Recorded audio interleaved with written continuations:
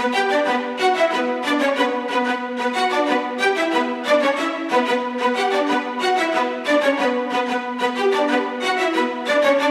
to another episode of the For the Culture Podcast, soccer podcast for us, by us. Talk about your section of Black culture in soccer. We are recording way too early because it's like we've been recording last night, this morning. What is sleep? What is sleep, Scott? I think I went to sleep. Yeah, I don't know when I went to sleep. I went to sleep at like 3:30 in the morning.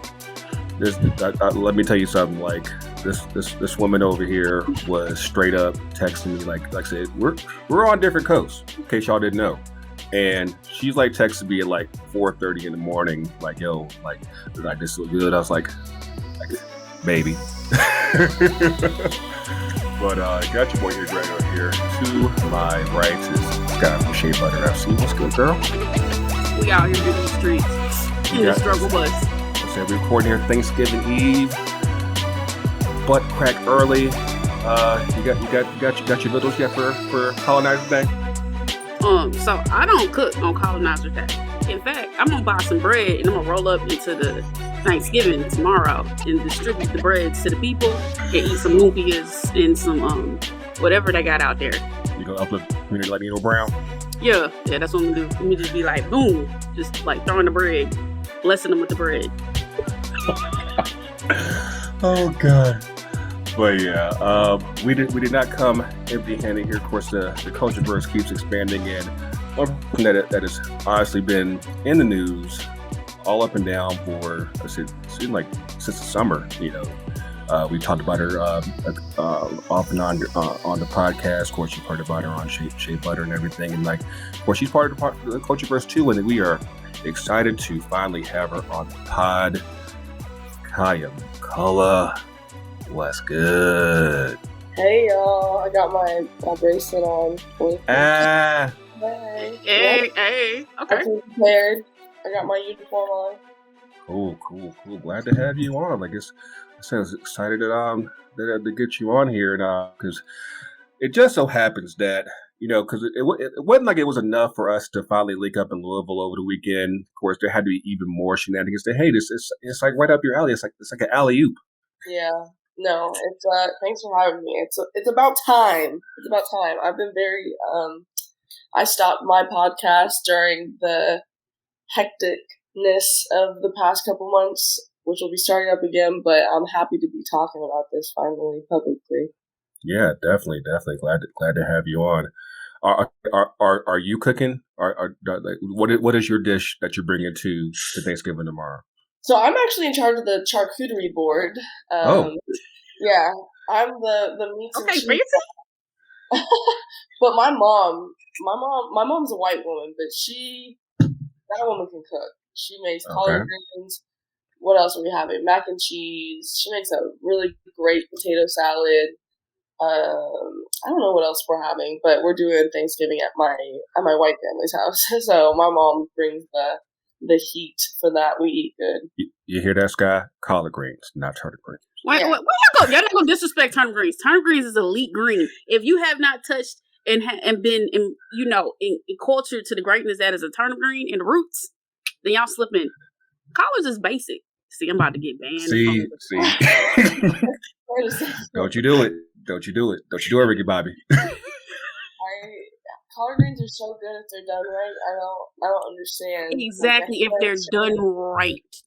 That is true. Because it's very easy to fuck up a pair of collard greens and everybody just looking like, I don't know about See, turnip greens, you don't have that mess. You don't see turnips. They don't need like the brown sugar. And that's low risk, low reward. Like I want the high reward. I want the greatness. Eat a kale leaf. Like eat a leaf. See. No, it's the flavor with some Louisiana. It's how it feels right here. How it makes you feel right here. See, y'all aren't from the deepest of the deep of the South. See, the deepest of the deep of the South people understand and respect the greatness of the turnip greens. You in freaking Atlanta, man. Like you could go get you some delicious. Go to the SNS cafeteria if they still open. Get you some turnip greens. I don't even know where I would find that in California, to be honest. I looked like a California person today. I don't even know where I would find that. Oh man, but hopefully you guys, like I said, by the time this gets out, y'all will be knee deep in some greens, some mashed potatoes, some turkey, not too dry. Like I said, get nice little moisture up in there and whatnot. But yeah, thank you guys for checking us out on your favorite podcast apps, Apple Podcasts, Google Podcasts, Audio Boom, Spotify, Anchor, and of course the FTC YouTube channel. And yeah, let's like I said, we actually had a really good time up in Louisville. I think I can say. What about you, Kaiya? Yeah, no, sorry, my cat is like digging in the trash right now, so I was trying to get her out like a little raccoon. Oh God, I had a great time in Louisville, or Oldville. Sorry, I'm not. Lou Vegas. Yeah, it ain't no Lou Vegas. Y'all better stop that shit. It was really cool. So I came from New York actually, and I kind of discovered that I really like traveling on my own. It was really nice being in a new city. I haven't spent a lot of time is Kentucky in the Midwest technically, or the South? That's a good question. It's like the north of the South, so it's kind of weird. And but like I didn't realize like we were like actually like across the river is Indiana. And if I had known that, I would be like, hey, I'm gonna just go ahead and go across the bridge real quick and say I'm in Indiana and then come right back because that's southern Indiana. If y'all don't know, and that's a little touchy for people like us. But continue. Well, yeah, no, it was a great time. I got to meet a lot of amazing people like yourself. It was nice to finally connect the fam. Got to see some great soccer. Got to see old friends and new. It was a really positive experience for me overall. Yeah. I definitely like I said, Louisville is a quaint little nook. You know, nice. It's a quaint town. I definitely love the stadium. Like, shout out to racing in our Louisville City, like Lynn Family Stadium. Like, there's not a bad view in that stadium whatsoever. Like, it is absolutely outstanding. I have to show you guys in a second, like the pictures and everything. Of course, I do have to say one quick thing. It's met with the biggest amount of love, but I'm like, Jesus Christ. Like, so like where the stadium is, like where Lynn Family Stadium is, like it's like a part of Louisville called Butchertown. And so like the block party was there, a couple league parties were there. Of course, there's a couple of distilleries and breweries out in that area, but like there's a smell there in that part of town that will scar you for life. Like, really? Because and what I found out was that apparently there's like a meat packing plant, like literally right across the street from like where we were for the most part, especially like for the block party. And yeah, like first, like you at first I thought it was like a paper plant. Because like anybody who's been by a paper plant knows that's a smell in itself, and then of course you smell the animal poop. I don't know if it's horse or dog. I don't know, but I was like, yeah, it's right up in here. It's right here, and but yeah, like that will scar you. But by the time you get to the stadium, like you don't really smell that, but it's like yo, that thing will just stay right here for like a good week. But yeah, I think that I'm glad that they were able to at least get the final move from Portland to Louisville, because I can't imagine how that would have worked out if everyone had to be there at like 9:00. Yeah, bright and early. But yeah, I think it was a pretty dope game. Of course, shockingly, I think the Washington Spirit took home the NWSL championship. Of course, that being Kaiya's former team. Honestly, like I was very surprised at how good the game was. What were your thoughts, Guy? Yeah, I was shocked because normally finals for the NWSL been like ass whoopings, like tap tap tap. It's been over. It's never. This is the first final that went to extra time in the history at least one that I can recall. Yeah. Yeah. And then it was good from the beginning to the end of the game. Like I was like, please, Lord God, please don't go to penalties. So I can't imagine y'all's experience because I know it had to be better. Because we had the NWSL filming experience. I mean, it was better because it was on Big CBS. It's better than previously. But yeah, it was a really good game. I was like, ooh, it did not go. Okay, so it went the way I thought it would if Chicago ran out of bodies. And they were getting hurt like every like 20 minutes. Like somebody was down. Of course, everybody saw Mal Pugh get knocked out before halftime, and like it just seemed like I know who's the captain. She got put out early. Like it was Bernardo. Yeah, she got put out early. It was like it was tough. Of course, you already were missing Casey Kruger, which I think was absolutely massive for Chicago. Yes, it was big. Yeah. And Alyssa Nair, because even with those penalties, so like even on TV from what we saw, like what you could see, I was like, ooh, Andy didn't hit that penalty correctly, but because what's the other goalkeeper's name? Sarah was not tall enough, so she missed it barely. But Alyssa hits that because she's like 6 feet tall. And then in the other case, for the other goal that happened, Alyssa probably stops it because again, she's tall enough. And so it came to you can be as great even with backups, but at some point, you get in trouble. You get tapped out. Yeah. I mean, it's definitely one of those things where, of course, I'm not completely up to snuff when it comes to just understanding like the depth chart, but I'm pretty sure it's not that much different from MLS, where it's like, after a certain point, you start losing bodies, that quality drops, and especially with it going 120 minutes, it's like, you're asking for a whole lot in a final. Of course, Chicago opened up the scoring shortly after Mal Pugh was knocked out with honestly, I love that cross. Was absolutely gorgeous. I was like, it was pretty. It was a good goal. Like the cross on that, like the timing on that, I was like, that was something else. And then second half, penalty called on Chicago, and I was a little hurt by that penalty. Like I thought it was a little soft. I mean, I get why the ref called it, but I thought it was a little soft. So, I mean, what was that like live though? Because initially when you watched it, it was like, dang, Tierney got CONCACAF. But when you rewatch the replay, because Andre from Diaspora United, he re-gifted that, you can see Trinity Rodman purposely kicked that to who was that? Oh man, it was Tara. I thought didn't Tara get fouled? Tara got called, but Tara got fouled, but she was like right there.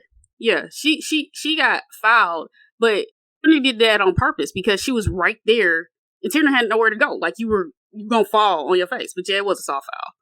I wouldn't call that on my defender. I was like, damn, that's kind of like what else? Like I didn't think it was something penalty worthy. Like I don't know. But it was riding the lines. If you're following the rule book, then you go, okay, it's a penalty kick. But yeah, Tierney got, and I was like, damn. Yeah. And of course, with that, with the extra time and of someone that we haven't really quite given enough shut up, but trust me, we're gonna fix that in just a second. Training Robin laid a great cross to Kelly O'Hara for the game-winning goal in extra time, giving Washington the championship. And so let me go ahead and get into this real quick, because like I said, I don't watch NWSL regular. I probably say I get maybe about 3 games a month, about give or take, and basically just be just random, like whatever's on that particular time. Trinity Rodman, that was like, at least in that final, that was an experience. That was an absolute experience. And Shawty was balling. Like the left back that was defending her, I think her name was Wright, number 3. Like, of course, like I said, the views in the stadium, there is no bad views in the stadium. So like you can actually kind of like see, like you can see their face. You can see like, hey, are they worried? Are they concerned? Like what, like how that looks. And I swear to you, I think I've never seen someone with the amount of fear in my life to try to defend someone that I saw Wright trying to defend Rodman. Like it was just like, I'm just trying to hold on for dear life. And just for her to be so young, and because I didn't realize that typically players don't leave early like that in NWSL. So she's actually the youngest person that's ever been drafted in NWSL, and for her to be that young and be able to showcase herself like that, man, I don't know how it was, because for those of y'all that don't know, Kaiya was she was VIP'd up the whole weekend. We got baby, we got a couple shots with her, got got the fireball going. Oh, but she was VIP'd. But I don't know how it was on your side, just watching her, because that was something to see. Yeah, no, she had a great game. I think you've seen it all season, how she's developed into the pro game. I think she's a great player, and she really showed out. I mean, that was a great ball, led to a great goal, and yeah, I'm excited to see how she continues to grow, especially with that team. It'll be interesting to see. Yeah. Go ahead, Scott. I was gonna say she was cooking everybody up. She was nutmegging people. She was, because I said for them to win, she has to be MVP greatness. And so, but when you started losing Mal, you lost Vanessa DiBernardo, who was a part of a dual six situation. Well, no, she wasn't dropping that, but because you didn't have Danny Calaprico out there because apparently she had an injury. But anyway, you had it was just when it got to that point, I was at some point Trinity's gonna take over, and we were about to watch greatness. But it was greatness out of sight because she was just cooking people up. Just cooking them up, putting them into the blender. Hill got lit up about 3-4 times. I would have pushed her on the ground. You couldn't be disrespectful. You couldn't do that to me. You ain't gonna embarrass me on national TV on big CBS. I'm pushing you on the ground. You gonna have to. They would have had to card to me. I would have had to go. But yeah, she was balling. I was wow, because that was evolution. But you did miss Casey Kruger for real, because either Casey, because Sarah was having to. I think she was focused on Ashley Hatch. But then she was having to focus on different people, and eventually she came over and helped. But yeah, they had to. If you had Casey Kruger, she and Sarah would have went back and forth shutting her down, and that's what they did previously in past games when they played against Washington. So I was gonna say Sarah balled out that game. Yes, she did. Woo, she did. I was she's making stuff. I always favored defenders. I was damn, she is putting in a fucking shit. She was. I don't know if I'm allowed to curse, but I was wow. She is stopping people left and right. She did as much as I think she possibly could, because she was all over the place. She was basically that last line of defense on the back line, and if you had to really work to get past her, and it's unfortunate that that she had to lose, because she had a monster game, I think, and for her to do that well without Kruger. Like I said, if Kruger's out, I firmly believe that they win. They do. Because even without Mal, I said, because Casey Kruger so Sarah made a run that I was girl, just keep going. Just keep going and go shoot the ball. In the second half, that nobody was stopping her. And I was just go. Don't ignore your defensive. Go be great. Go out here and go just shoot the ball. If Casey is playing, Casey probably drops back or she drops back. Somebody, they would have got a goal. And also, those goals don't happen because Tierna doesn't get caught out there like that for that penalty. Kelly never gets to mark whatever. That don't, a lot of that stuff doesn't happen because they would have shut everything down. We probably would have won the penalty kicks in the worst case. But yeah, Sarah was balling. I was woo, please put her on the national team. Stop playing games. I know. I'm saying. I was that there were definitely certain plays I was just okay, of course, Rodman hasn't really featured that much yet on the senior team yet. You don't see Gordon that often, and I'm wait a minute, why, how does this even make sense? And of course, given what happened the past couple of days, I'm gonna say it's not as much of a shock, but we'll get to that in just a second. But yeah, Washington win their first championship. Of course, that being were there any players from the Spirit that were hitting you up, Kaiya, while everybody was in town? What was the vibe there? No vibe. Damn. No. No. I mean, Tegan, who I'm still close to, and before Andy, those are my two ride or dies. I'll go to war for those two. But yeah, besides that, like some Twitter stuff, no, nothing. But I actually did get to see some people after the game when I went to this weird ass country bar, which was, I think, my 7th level of hell. So, yeah, it was an interesting experience. But I was, as you said, I was rolling with the VIPs, I guess, for most of the weekend. I was with the PA, which was really cool to meet some of the players involved in the collective bargaining agreement, and Megan Berg, who's awesome. So, yeah, it was still a cool weekend, despite I got to see some of the Red Stars too, so that was cool. Yes, I think just from the events that were going on, I was worried about that. I know that the Players Association like had you like up in like all kinds of stuff. So I was like, hopefully we get some kind of time with you. Of course, we were able to link up for the tailgate. Shout out to Chicago Local 134 and just the vibe that they had going on over there. Of course, we did manage to see a guy have a seizure. Yeah, that was kind of weird. I didn't want to say it at the time because it would have felt out of place, but like I felt like, so the guy was screaming, and I was like, of course he's looking in our direction, like, we're just black, it's okay, like like it's completely normal to be around black people, just it's cool, just calm down. Oh god, yeah. Somebody actually hit me up on Twitter and said that he ended up being okay, which was good. So that was a really scary. It was just like I was like, oh, yeah, I was drinking before that, and I was like, oh, I'm sober now. Yeah, that would be so awkward if that happened, and all of a sudden like people are like doing their march. I was like, okay, yeah, because the fire trucks had to come by, the EMTs and everything, and I was like, everybody's like, yeah, okay, we'll see you. We're going to the game. Like that would have been just so awkward.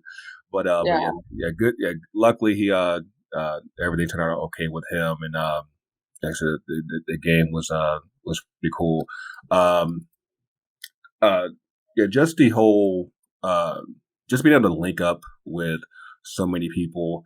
I got to give a special shout out to our homie Andre from Diaspora United, because everybody's been cooking him on Twitter. Because, like I said, most of us haven't seen each other in person for real.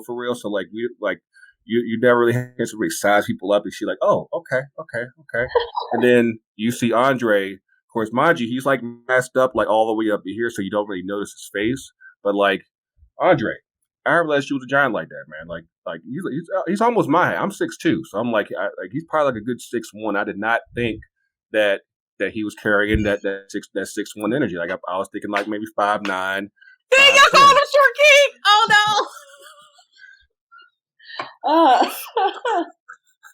no. That's messed up. I just did not know. I was not expecting that. Courtney tall as hell too.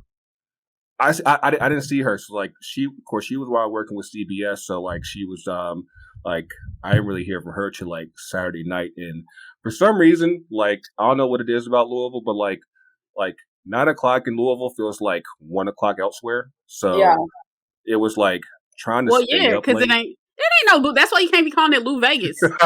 It's Louisville. I know. I was like, where are the clubs at? And I saw one that was open, and it was this country ass bar. I was like, whoa. All right, I'm gonna go because I want to keep drinking. But it was bad. Yeah, so like I rode up with Elle and from here like that. Mind you, actually pretty smooth drive because like you're going through Louisville, through Nashville and then up to Louisville and everything. And but yeah, like Friday night and Saturday night, I was like, it's 10 o'clock. It feels like it's 1. I don't know how. Like I was like, there's nothing else going on to where I would be like, yo, I'm about to turn up until like 2 in the morning. Like I just don't see how it's even possible. We did have people in the crew that did do that, and I was like, how? Like is there like some type of like underground thing that we just didn't know about? I don't understand like how that even took. I'm like, I know I'm getting up there, but I'm like, if there's something good, I will show up for it. But I was like, I just don't see it. Like I got some Mexican to go, took it back to the room, and that was that. Like that was cool with me. But yeah, I did need to shout out just a few people that we did run into there. Of course, shout out to Sarah Toussaint. We got a chance to chop up with her and her husband.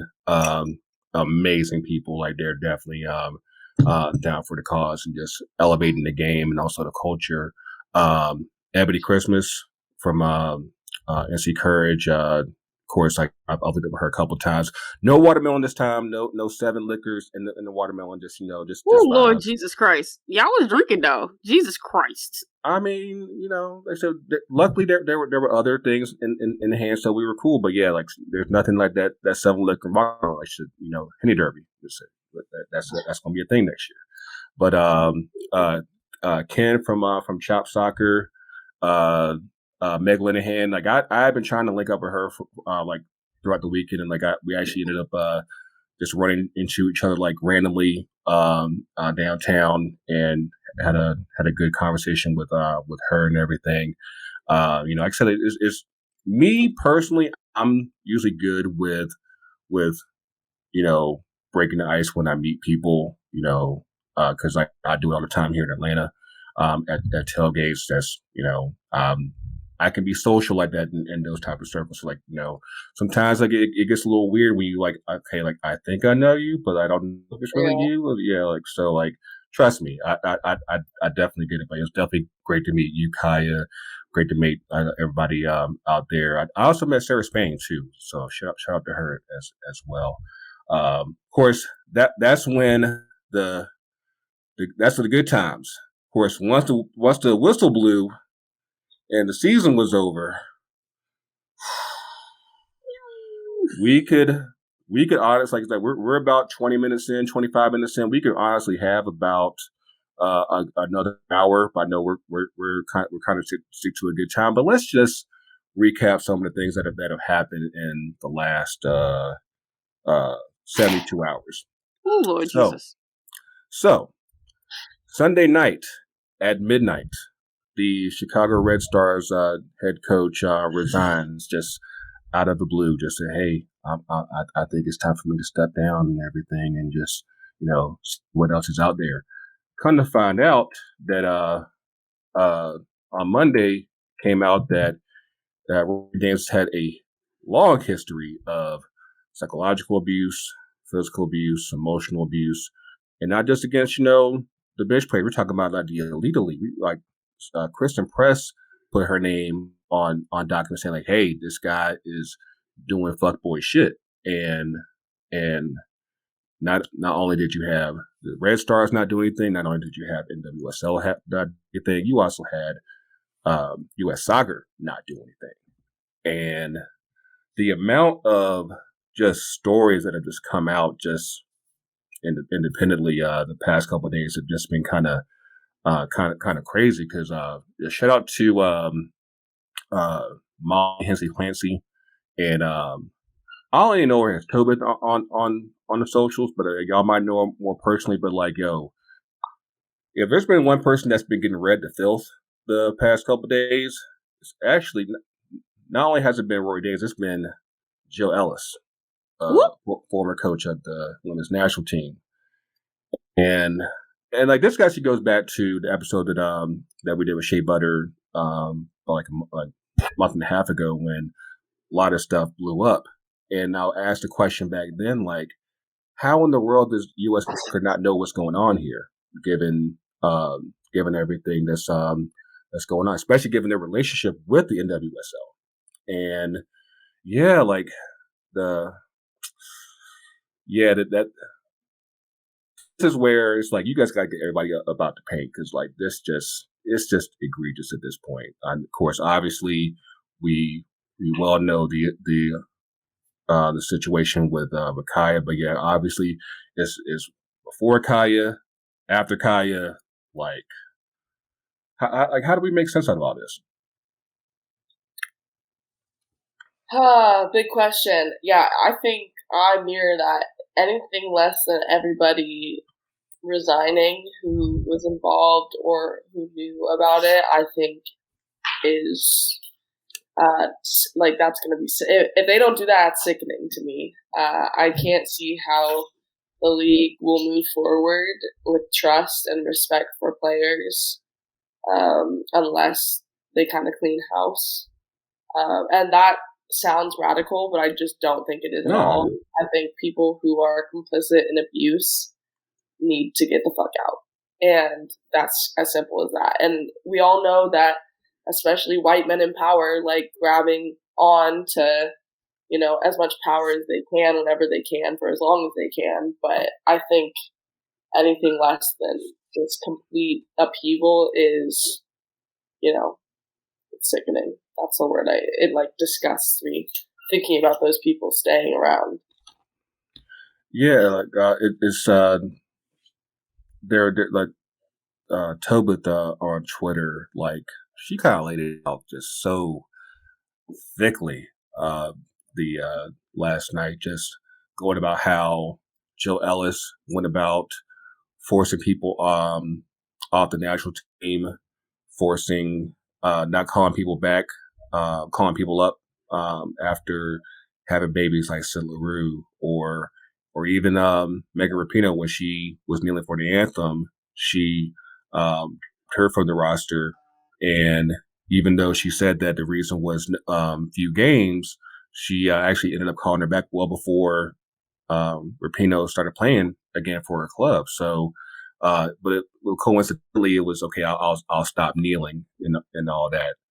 And there's just so many stories. It's funny because I remember there was an episode of The Crack. It's a podcast with Aguchi Onyewu with DeMarcus Beasley, and it's actually covered in that thread, and how Silly LaRue just basically this is a good 2 years ago, maybe longer than that, and because Silly LaRue has the experience from not just the national team but also from college at UCLA, and yeah, you could just tell how she didn't fuck with her whatsoever. And when you're able to kind of corroborate everyone kind of sentiment towards certain persons, nah, I'll fuck with her. Nah, I'll fuck with her. Nah, I'll fuck with her. It's at some point you're you know what? They don't fuck with this woman at all. I have a couple thoughts on that. That's when you're saying, when you kind of take a step back, these individual incidents may not seem like much, but then when you put them all together, you're this is a pattern. And what is that pattern? Why does it have to be with black women and proximity to blackness, Megan Rapinoe kneeling? That's, to me, I'm this is the pattern that I'm seeing in my head. What's not clicking? Mm-hmm. Why are people not able to see this? Because they didn't do the work. Yeah, no, seriously. I mean, you liked my tweet last night. I was y'all will not be at the March on Washington. Let's just get one thing clear. So continue to do the work, because it's still not clicking for people. I don't understand. It's funny to me because, for me, I've typically been more focused on the men's side and just the overall dysfunction on that side. But and I've said honestly in private circles for quite some time that there are people out here who think that U.S. Soccer is the white hat in all this, especially compared to some of the things that go on elsewhere around the world. But I'm nah, it's just not true. And the more that comes out about this, you're just and like I said, given the relationship that U.S. Soccer has with NWSL paying player salaries, so basically you're basically a direct partner in this league, and you're letting this happen on your watch, and this has been going on for years now, and nothing about that makes sense, because you're basically cultivating an environment of abuse from top to bottom. Because the story about Christen Press kind of just the part that we knew initially was already bad enough, just between her moving from Chicago and going to Houston, and then Utah, and then going to Sweden, and then eventually coming back here to LA. Of course, I now that I know all this, I'm not surprised that I did not see her whatsoever in any type of kit release. I was like, she just say, hey, y'all just let me know when the games start next year. She's like, y'all need to just handle this shit on your own. And but it's just wild that this level of abuse has, like I said, it really knows no levels. Like I said, because even like for you, Kaiya, like I said, like you're the rookie in all this, but at the same time, like so they're doing people at the top dirty too. So it's like the level of flux was just absolutely absent. Bro, yeah. Because U.S. Soccer, like everybody's forgetting, U.S. Soccer literally ran the NWSL. They still are running the NWSL. It don't end until the end of the year. Mm-hmm. So it's like, so it was interesting when U.S. Soccer was like, we're going to investigate all these things that are happening in the NWSL. Like, so y'all, it's like y'all gonna call in the house. They're gonna make the phone call in the house. Like, hey, I think y'all fucked up. You gonna call from the other room? Right. You gonna be Spider-Man because it's y'all. Like, Christen Press literally, she knew there was no infrastructure, so she literally went to U.S. Soccer and said, hey, this is happening. And they're like, shut up and play. And then in the other case, then when she does it again in 2018, and you got other people in forces of investigation, they don't do anything. So she had to stay and play because she couldn't go play overseas. She did force it in 2018, but like, it's like, what are they supposed to do? Because it was crazy hearing people saying, well, the national team players needed to do. What were they? Nobody had power because it's all U.S. Soccer. Yeah, shout out to Scott for the Stills for that, because like she was asking that question like right away on Monday, because it was like, like people want to say that the national team players have power. It's like, no, like they're getting done dirty just as much. And like it makes me admire the players even more, because I'm like, for the amount of success that the team has had amidst all this abuse and mistreatment, like there's been way too many examples where I'd be like, you know what, fuck y'all, like run me my money, give me some rights, and I'll see y'all then, because otherwise we got nothing to talk about, like whatsoever. Mm-hmm. I never liked playing for the youth national team. That's all I'm gonna say. There was something in my like core being that was so like, my cats are freaking out right now. That was so distasteful. They mad too. No, they're rioting with me. They're like getting my energy. Yeah, I don't know. I never liked going to youth camps. It was all very like weirdly hierarchical, and like there was girls who would say like racist shit while I was there, and it was just, I don't know. It left a bad taste in my mouth. So that's my perspective. I've never really been super gung-ho U.S. soccer, and now even more so, I'm like, fuck y'all. Yeah, fuck y'all on y'all couch. Shit. Yeah. Sorry. Oh, man. I mean, it's definitely one of those things where, like I said, the more it comes out, and like we asked that question back with a few weeks back, it's like, granted, there was a lot of money coming into the league right now, especially with Angel City, especially with San Diego, and of course, presumably, once if they're able to get past and get through and sign a real CBA for the league, presumably Atlanta's going to be coming in pretty soon afterwards, and it's like, like you got to get there first, and it's like y'all can't. Their stories keep coming out that keeps us like, you know what? I don't know if we can, if this can sustain the way it is. Like, it's going to have to take a great deal of rebranding, re-imaging, just in how this operation is done.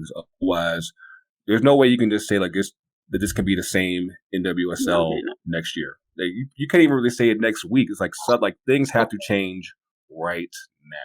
Oh yeah, they gotta get structured. They gotta get structured immediately. Like the lack of accountability, the lack of basic HR, the lack of training, the lack of DEI, the lack of clearly lawyers because they doing stupid shit left and right. The lack of everything. We got one that's coming. Oh, yeah, so let's just stay tuned. But I mean, I mean, you like you're missing so much structure, basic shit that is like, you know, even from a league office standpoint, it's not even on the team level. So, I mean, Christen shouldn't have had to jump to US Soccer to report bad behavior. You should have been able to do that within house. Mm-hmm. And then this is across the league, same kind of shit. Like, is it all up to, like, the lack of accountability too? Like, people scared to tell stuff? Like, you can't have this exist. It can't persist. It's going to cause more. And also, they got to confront the racism. Because that's the biggest thing. Because again, if we don't deal with the white supremacy that is pervasive, then we will continue to make the same stupid shit. We're going to make the same stupid mistakes. Because it's all these other issues are a derivative of it. And that's how you fix it. So they got to do the work. You can't have the anti-racism books for play. It can't be in the corner, the decoration. You need to crack that shit open and read with comprehension. It's in the library. Like, it's there, but do you read it? No. You don't. That would require introspection, and I don't think that they're doing that. Or do they want to? I mean, nobody ever wants to be told that they're doing wrong, and I get that perspective. But at the same time, I'm like, at some point, if like the dirt comes to light, and when you're in a position like this where you're actually trying to go to leagues, that means you're expanding yourself to more eyes. And I think we talked about this like back when the season started, like going back to the Sarah Gordon incident. It's like you have more eyes on your product, so that means that you gotta tighten the ship up real fast. And if nothing else has been told this year, is that they definitely had things from the past that, like, yeah, there's no way that this can continue on in this type of way. I'm sure that we'll be going into this in much more detail. Like I said, you got the draft coming up in a couple of weeks. And of course, you got the CBA that has to be agreed to off season. Because I just don't see how this league even starts next year without that. I just don't. I think that, I don't know if there'll be a strike or work stoppage, but I just don't see how. There's just too much. There's too much out there now to where you want to make sure that each and every player has, you know, their rights and then some, so that everyone can function properly in this environment as professionals. Because like there's so many things. Of course, you've already seen the no more side hustles from the players' union. Like I said, because you got women at a major professional level that still aren't able to rely on this as their full income. You're having to do side hustles just to kind of make ends meet. You got families and everything, and that's just, it's bullshit. I was broke playing. I was like, why am I going to be broke and abused? Yeah, like nothing about that makes sense whatsoever. But yeah, we'll definitely be tracking that in and everything. We're gonna take a quick break, pause for the cause, get a good word from our people at 2 cents. We'll be right back.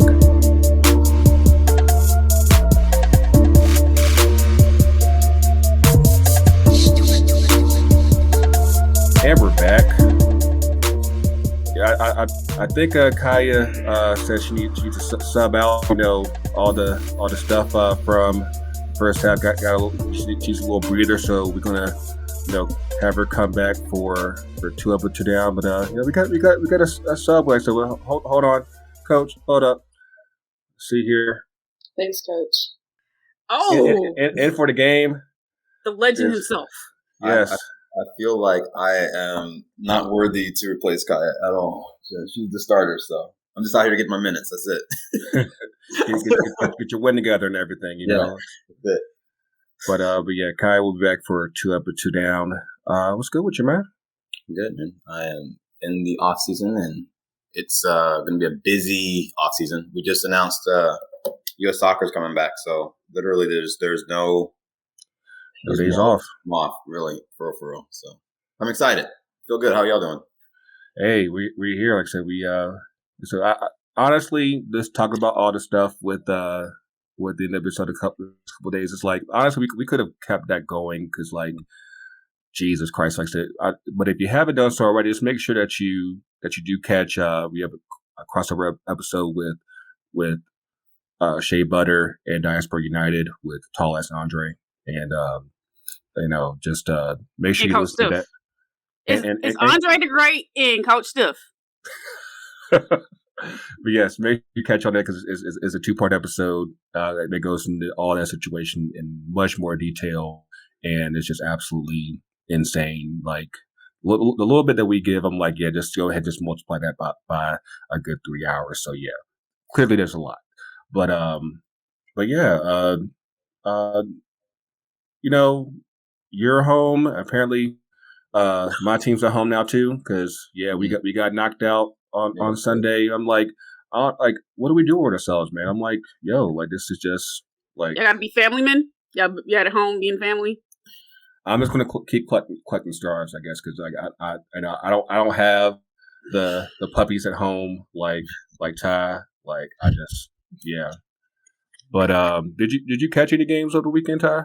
I did. I watched your squad take the L. I watched Portland do what they need to do, and I stayed up late last night to watch Seattle win. Yeah, that was a shocker. That was a shocker. Yeah, Seattle going out on PKs to RSL.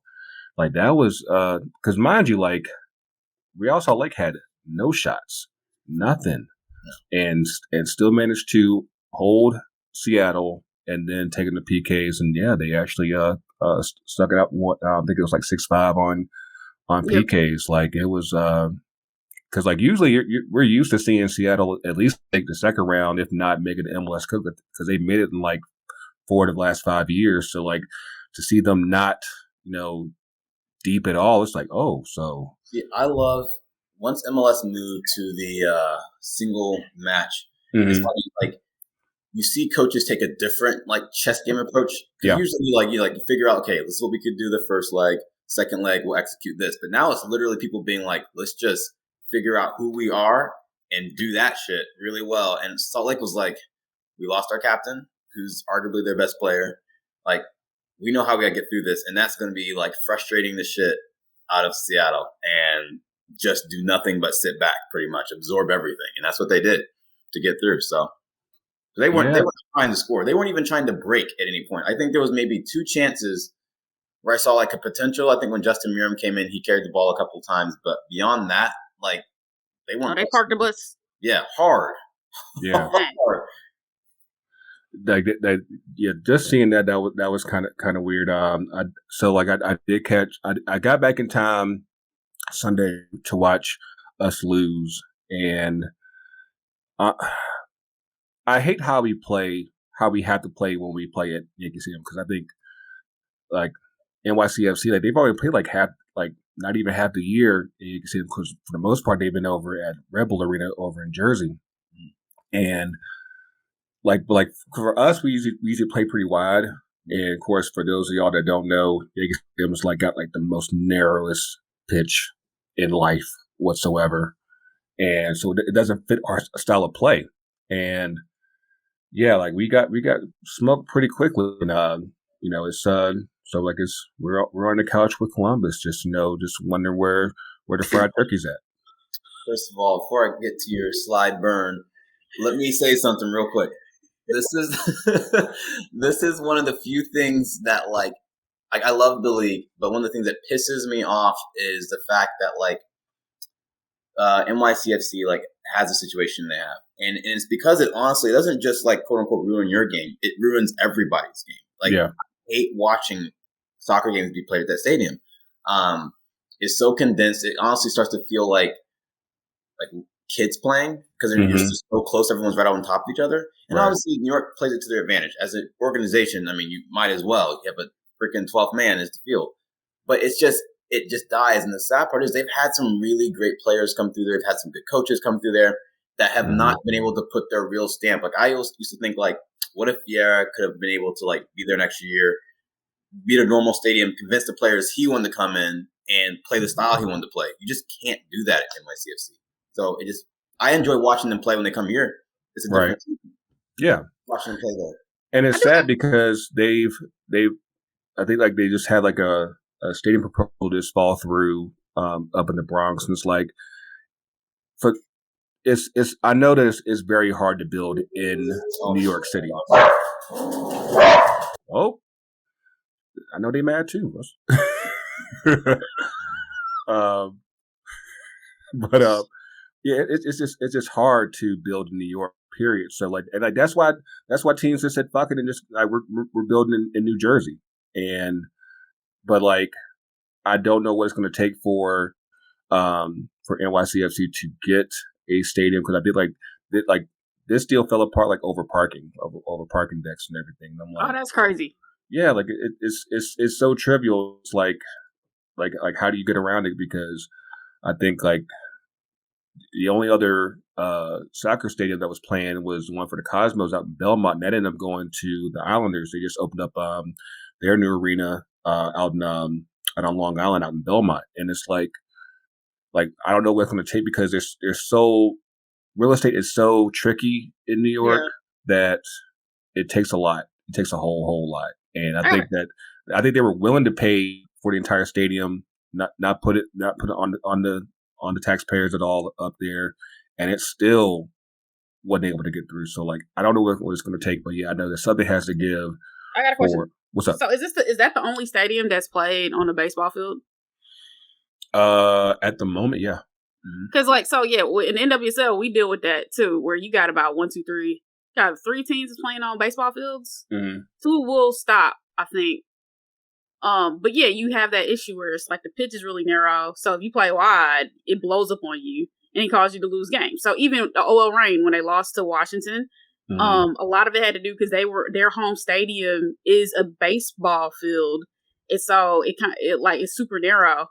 So that actually kind of blew up on them for that part. But there's been other times in other stadiums you had the same thing. Like people had to play in Kansas City because they were playing at the Negro League Stadium. That's super narrow. Like it messed up people's games. People were losing left and right to Kansas City. So yeah, that sucks to have to do that in the playoffs, because then your team is screwed if you play wide. Because even like last year, New York City, they played at the Met Stadium last year. Like the amount of like mouse they've had to do because they don't have a permanent home is kind of wild. I feel like they played games in Connecticut. Wow. City Field, Yankee Stadium, Red Bull Arena. It's like there's no permanence to wherever they're at, and like that's something that definitely has to change. But just to go over kind of the scores that from the first round, we got like I said, we had Seattle losing on PKs to RSL. You had Nashville coming back from behind to beat Orlando City 3-1. Portland beat Minnesota 3-1. Of course, the home team losing New York City 2-0. Sporting KC beating Vancouver 3-1. And Philly. Like just, I need to show y'all this real quick, because like the reaction on here is just like 5, 4, 3, 2. This eruption from the crowd is so good. And I'm glad that whoever at the union and their social media had the camera on the whole field to see this was like absolutely crazy. But yeah, we should be pretty interesting to see like how the next round goes. Of course, we got a Thanksgiving game on Thursday with Colorado and Portland. Goes up to New York City goes up to New England, Nashville and I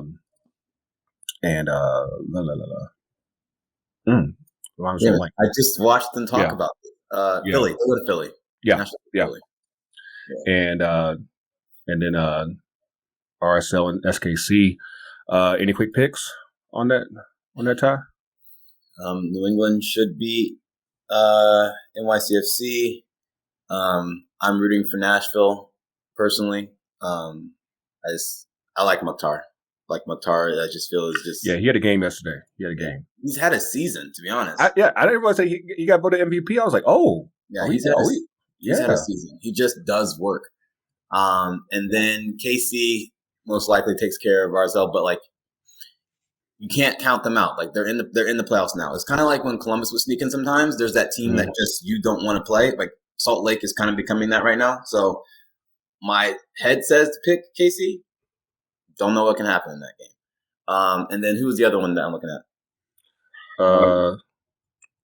New England and NYC, Sporting and USL, Colorado and Portland. Which one? I want to root for Colorado because I want Robin Fraser to continue this like great year he's had. Like Black coaches, what's up? Yeah, I want that to happen.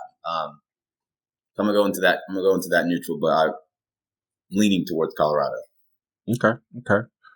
Anyone that you're looking at specifically, Sky? I'm rooting for everybody black. That's what's up. I appreciate Wait, it's only one play. You got to win one game, right?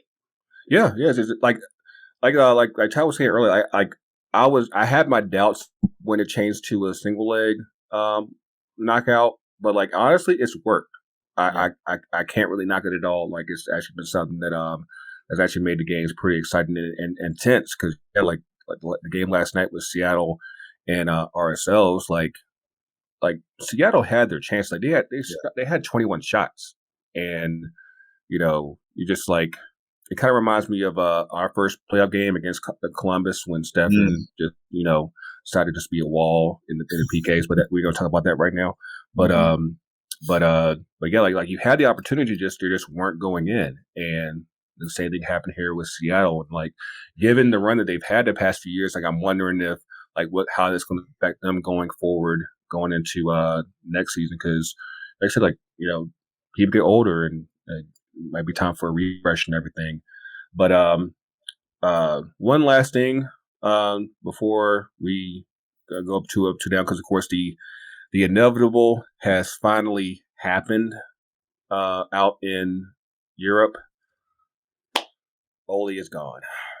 Ole has been let go at Manchester United. Man, it took a lot. Jesus. Dude.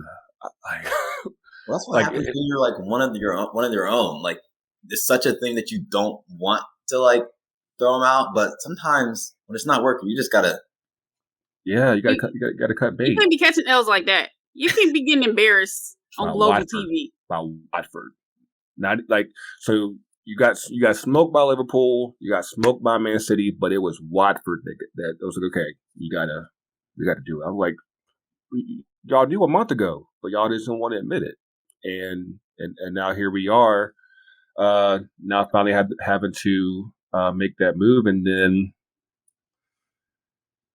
why Pochettino, man? Like I just don't see it. Like Ty, like help me understand why Pochettino should be good at United. Like, wait, let me real quick catch up. Did he get announced as their manager? So basically, he's been like the primary target, and he's already said that he's willing to leave PSG mid-season to go to United. Well, so I get why he'd want to leave PSG because he's not coaching out there. He's shown up to the games. He's watching. Yeah, the players coach themselves.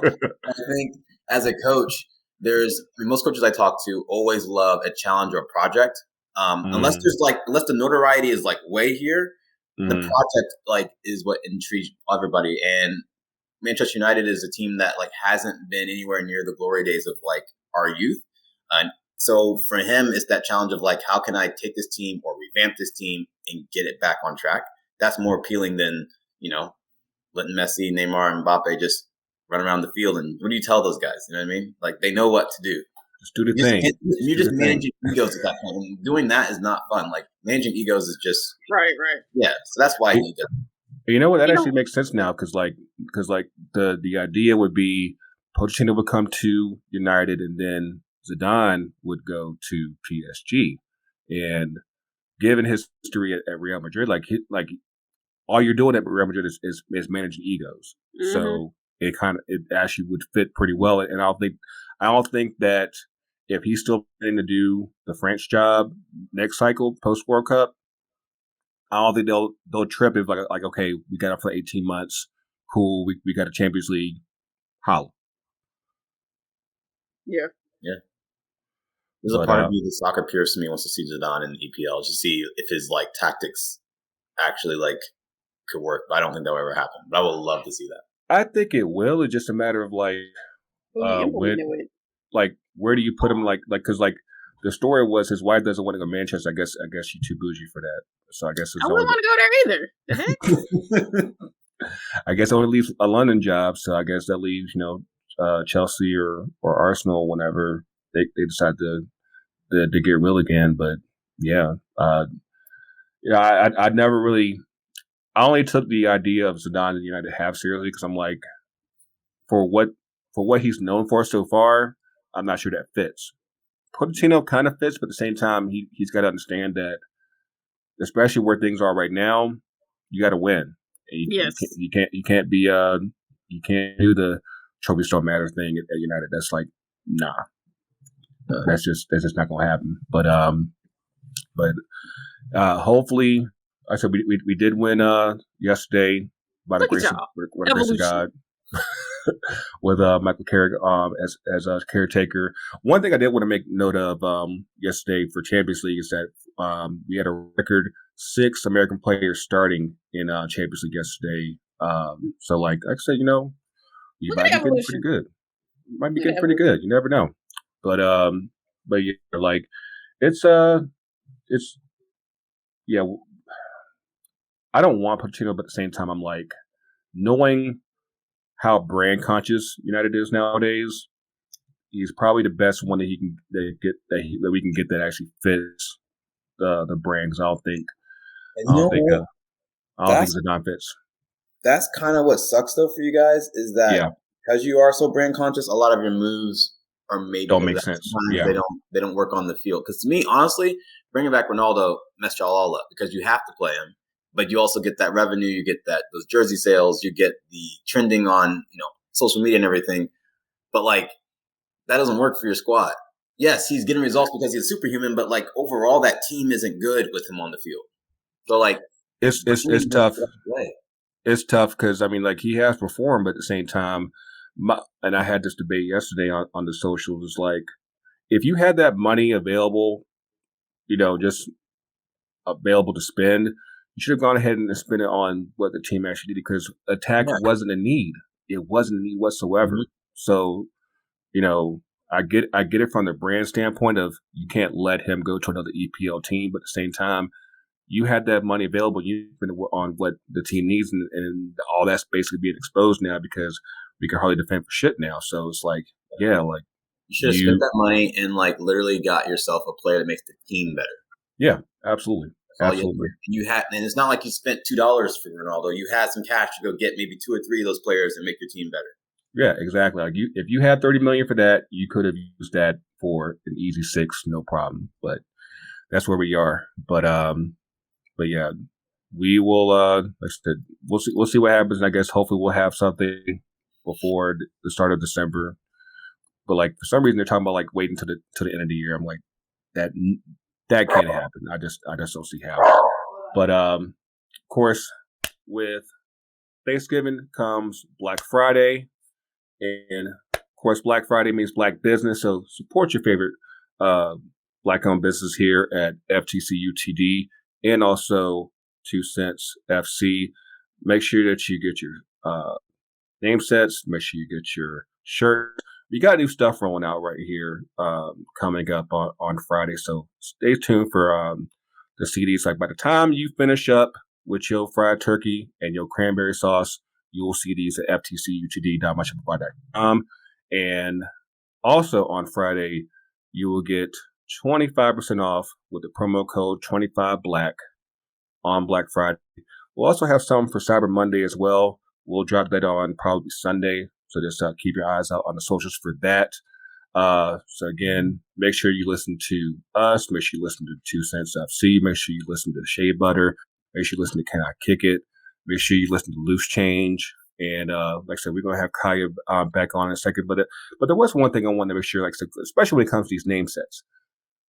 Sky, the Angel City Kid. You were right. You were right about how people will react on this. And because there were some people who were like, this is dope, and I think it actually is dope. I love the Art Deco theme anyway with Angel City and also with LAFC. Of course, there were some people that were like, yeah, I wanted the Sol Rosa, I wanted the Sunset Kiss. I'm like, be patient. There we go. See. So I saw the kid in person. It is really, really beautiful. So I knew they were gonna have a reaction because I saw the Natalie Portman pic, if I'm remembering correctly, when we walked in the room, and I was like, first of all, them look like dots, but in person is really intricate. Detail. Sunset, yeah, you can see the detail. Actually, the fabric, I would want the real jersey. I don't want a replica because it's like this mesh grid in the zigzags. I guess it's a new version of what Nike has. I think part of why you haven't seen it in, like, even Christen Press didn't have the jersey is because supply chain issues. But they have some kind of new technology that it's like a really comfortable shirt. Like, I would want to wear that out in the streets. See, for me with kids, it can, like, unless I have a soccer situation, a soccer thing, a lot of these kids, I'm not out here in the streets just wearing them willy-nilly. Now, for this one, I'd be up in the streets, I'd be at the bar, I'd be in the world with the stuff. I could coordinate with the different outfits and I'd be ready, you know. So yeah. But I understand people want the rose gold, the pink. I mean, whatever. We argue about this. Rose gold is a very special variation of pink. And the one they have, I expect for the away kit to be the kit you want. They better have rose gold socks. But the version they want, the rose gold they have is so pretty. So I expect that. Did y'all see both? Or just no, we didn't see both. Okay, no, okay. But I think the away kit is probably going to have all the rose gold, which makes sense because you want to look pretty in somebody else's stadium when you put your feet on that couch and kick balls and embarrass them. Like, you trying to be fancy, so they're going to have on the away kit and the home kit in your stadium. You know, they're going to open up shop at your stadium and be flashing around. They're going to be like, how come my kid doesn't look that hot? Well, I'm like, hey, you holler at your people. And then also, you know, you only got one player and sold out the stadium. You're going to have, like, all them kids going to get sold, and then there's 8 stack players. Whew, just slinging money. Just throwing money over the head. Yeah, because I saw the Racing Louisville kids at the game on Saturday, and that flower pattern is a little too heavy for me, but I see where they were going with it. Wait a minute. You like the grandmama kid?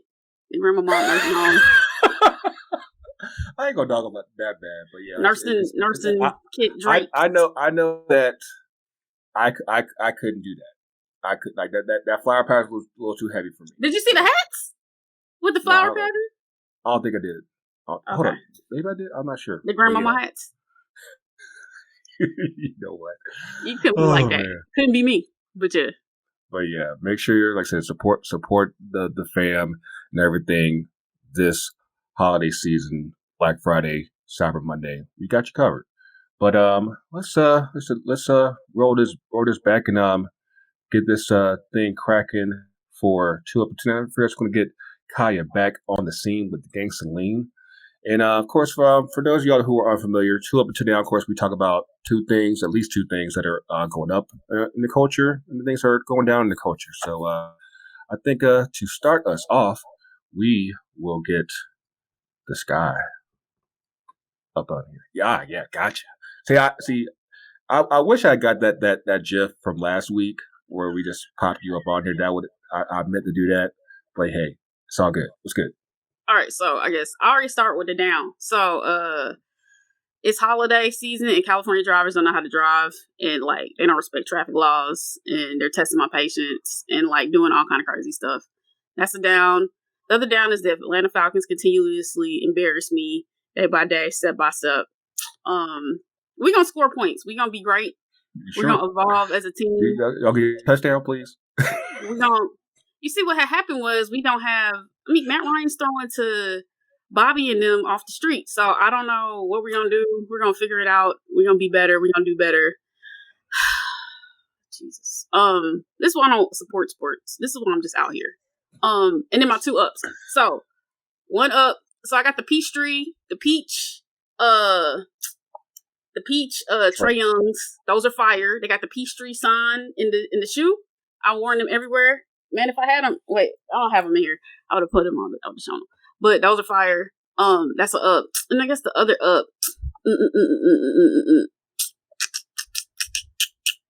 I don't know. It's still warm out here. So, hey, y'all out here freezing. Lucky bombs. I'm just saying. I mean, you know, I haven't been outside today, so I don't know if it actually is warm outside. Maybe it is. I don't know. Dogmaster. I had to take a second. I'm like, who the hell is Dogmaster? Two downs. Start there. I've always asked this. Can it be like you always say culture stuff, but I feel like we always do like all our personal stuff. Which lane would you want me to play? Whichever you want. Okay, fine. Personal. Trying to get this new car.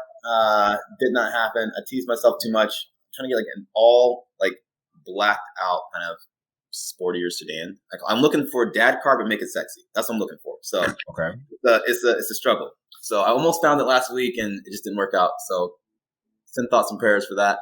The other down is, to be honest, it's getting cold here in Ohio. I'm definitely a warm weather person. I definitely chose to live here. I get it, but it's about to be the coldest of cold, and I'm going to be outside in a lot. So ups. I had this revelation. I'm gonna have to bring Game Day Tie to these podcasts. I feel like you guys always get me like either if I'm waking up or going to go to sleep. But I got the Venezia home jersey, and I will say as much as like people say it's overrated, in person it is completely worth it. So yeah, I think it's nice. Like, what are you talking about? I'm beautiful. It's beautiful. I have so many things I want to wear it with. So there we go. Oh, and the other up is US Soccer's coming back to town. I always have a fun time when US Soccer comes to town. So there you go. Okay. That might be one of the good things we said about US Soccer today, but hey, that's what's up. I missed your entire first half. See how it is? All right, Kaiya, you ready to give us a shot? Yep. All right. Okay, 2 downs. 1 down is that I am sick, very sick. I don't have COVID. I got a test. Just a very bad cold after drinking for 4 days in New York and Louisville. I'm struggling. You can probably hear it. Another down is obviously all this stuff coming out, and the league sucks. I hate hearing players facing hardship. I hate hearing about abuse. So that sucks. Ups, we talked about a little bit. My mom can cook, so I am so excited for Thanksgiving. I literally cannot wait to go into a food coma tomorrow. It's the highlight of my year. And another up is that I start my injections for my Be the Match donation, which is on Monday, tomorrow. So I start injections tomorrow. So gonna be saving a life hopefully in the next week.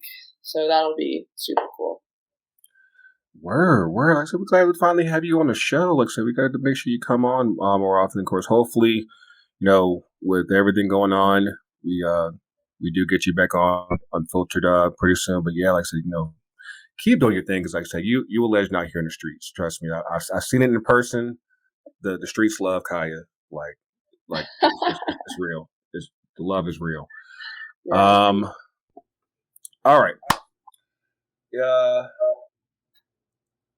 Start with my downs first. Of course, past couple of days, outside of what we were doing in Louisville, you had the verdict with Cal Rittenhouse being found not guilty. I wish I could say that surprised, but we know how the criminal justice system is in this country, and as soon as they found the angle where they could claim something, so I was like, yeah, this is already in the book. But like, just the level of fuckery between the judge and just how this basically just felt like a charade from day one, and another white guy gets to walk the streets while we keep on getting locked up over similar stuff or even less trivial stuff. So yeah, that's something that I don't know how he fixed it, but I just know it has to be fixed at some point. Otherwise, you're gonna have the streets gonna get way too hot. But second down, like I said, it's just that smell, Butchertown, right here, just right here. But yeah, overall, I had an incredible time in Louisville, and I said, Kentucky is a very scenic state, and between the mountains and just because of course we went through there when we went up to Columbus back in July, and which actually reminds me, because I know Sky wanted to roast me real quick on this. So the crew did a video for season tickets the other day, and apparently, your boy we were featured up in there. Apparently, I'm a member of Nordeca. I didn't realize it, but I was like, hey, you got a twin. You out here? Yeah, you looked hype. You looked like you were fully embodying like Nordeca spirit. It was beautiful. I mean, listen. When I'm in a supporter section, I'm a do as the Romans do. I'm a get hype. I'm a get into it, and yeah, like I mean, obviously, of course, the energy that day was just infectious. But yeah, I apparently need a scarf. I already have one. I just get a jersey now, and I gotta get the hat. So. Let me get you the new yellow jersey, get you a scarf, have you back up in there, and just come home. Just come home. Ready. Oh man. Aside from that, again, everyone that we got to meet in Louisville over the weekend, I just wanted to say thank you for giving us your time over the weekend. A lot of good things came from that. A lot of good connections. Building up FTC, building up 2 cents. A lot of great things are coming really soon. So shout out to Elle. Shout out to everyone that we got a chance to meet. Shout out to Kaiya. And I'm already looking forward to next year on that. And again, hopefully, we'll see if NWSL can avoid not blowing up in between that time. But hey, we shall see. But of course, as always, you can catch us on social FTC UTD. Okay, I'll take that. So you don't know about that one, Kaiya. So yeah, we'll get you trained up. Instagram, Twitter, Facebook, FTC UTD Pod on TikTok. Where can they find Shea Butter, Sky? Oh wait, SBFC _ pod POD. Hold on, did y'all change the handle? Did y'all change the handle? Wait, hold up. We on SBFC _ podcast. Yeah. Okay. See, I spelled out podcast. It's early. That was a journey. I was like, whoa. That was a journey. I'm an engineer. I don't be typing. Well, wait a minute. I'm an engineer. I'm not out here. Where can they find them socials, Kaiya? My unfiltered, I believe, is unfiltered WKM. I think that's the same on Twitter. Could be wrong, but I'm more prolific on my personal account on Twitter. Kaiya. Check me out there if you want to hear me rant about everything. Yes. Look, you were having fun at the festival a couple weeks ago. You were having fun, so at least you had that. But, it was fleeting. Live your best life always. Absolutely. And of course, Ty, where can you find 2 cents? It's 2 cents FC all across. Yeah. So again, for everybody out there, enjoy your colonizer, aka Thanksgiving Day. Make sure your turkey make sure your turkey is juicy. Make sure that you gotta make sure if you haven't thawed out your turkey, do not cook it. Yeah. Do not. By the time you hear this episode, if you ain't done it by now, hey, you gonna die. It ain't meant for you. Don't listen to Yogi's advice about cooking turkeys. And remember, if you don't like that family member, stay one less day. It'll save your life. They collard greens are superior. Don't do that. It's turnip greens. No. Y'all can have it. No. Turnip greens are a higher echelon green than all the other greens. There you go. Y'all are funny. But yes, enjoy your soccer this on Thanksgiving and this weekend. For the Grego, for Kaiya, Sky, Ty, for TK, for Yogi, for L, for Chris, for Mayor, for Coach. I think I got everybody. The coach is real. The coach is everywhere. Stay sauce up this weekend, y'all. Have fun. Be safe. See y'all soon. And we out. Real.